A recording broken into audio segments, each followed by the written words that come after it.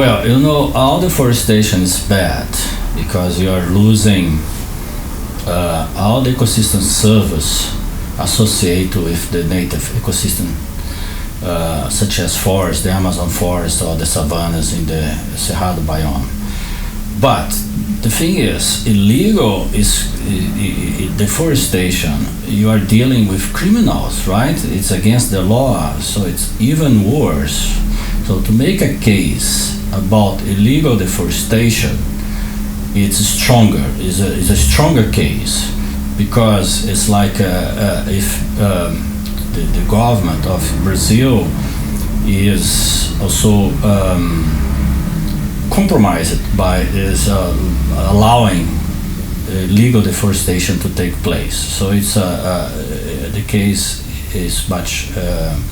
When you talk about illegal deforestation, we make a stronger case against deforestation and against the imports of beef and soy contaminated with deforestation.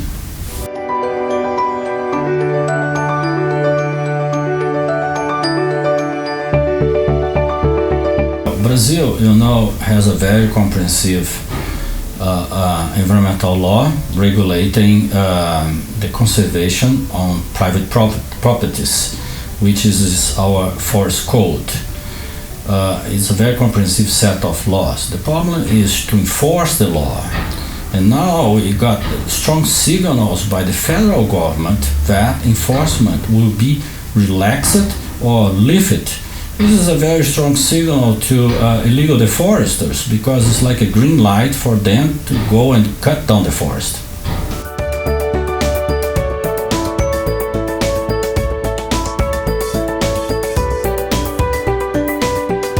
Well, the idea of my study to show that Europe is importing agricultural products from Brazil contaminated with illegal deforestation is to raise awareness of the consumers here that they also can be blamed by the deforestation and the wildfires in the Amazon, because in some way they are encouraging farmers and ranchers in Brazil to expand their production in detriment of forest conservation to produce more agricultural products to export to Europe. So the idea to raise this awareness so the consumers, the European society could put more pressure on the governments to develop more strict trade agreements that could exclude products coming from the forest lands in Brazil.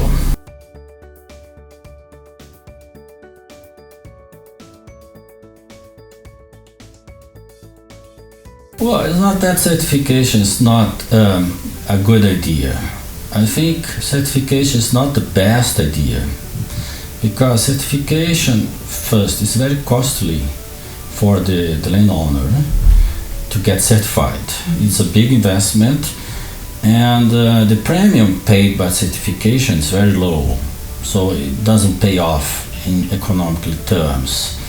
And also for the government or for the company certifying, they have to set up a big monitoring system, which is also very expensive. And we have alternative tools in Brazil. We have for example, all the properties in Brazil, they are in this online system. We have a series of monitoring systems in Brazil where we can take advantage and do it at this monitoring a very low cost. And the thing is, in Brazil, we have the law, so we have to abide by the law. So why do we need certification? Which, if we just need to abide by the law, that's the big deal, right? Certification would be some good for some specific products, but not for deforestation, because illegal deforestation is against the law.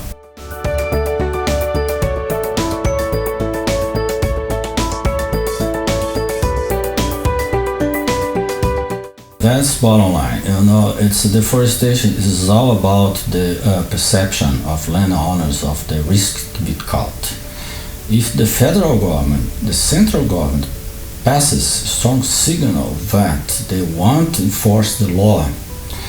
This is very dangerous. This is the situation right now in Brazil. We have a government which is against the environment. This is very sad and bad situation. So we need the international support. We need more pressure from countries such as Germany to convince the Brazilian government that conservation is a good deal for the country. It's a good thing not only for the country but for the world as a whole, because the Amazon region, the Cerrado, all the Brazilian natural ecosystems, they have a very important value for the whole world.